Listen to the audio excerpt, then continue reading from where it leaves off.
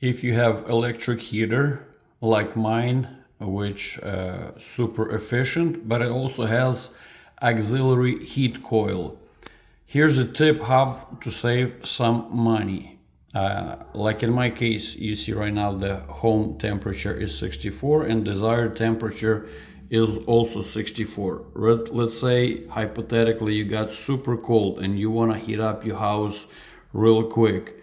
So normally heater working with a heater pump only, and it's super efficient, good for your electric bill. But if you're changing your electricity, your heat preset to more than 3 degrees higher than it is in the house right now, then the auxiliary heat coil kicks in, and that's when the electric bill is skyrocketing.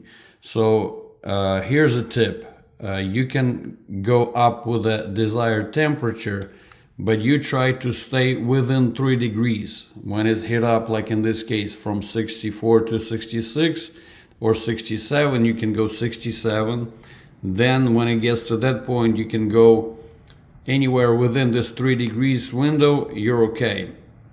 Otherwise, if it's more than 3 degrees, then the heat coil turn in to speed up the heating process, and electricity then flies through the window, and then you can see a little bit jump on electric bill. So use it.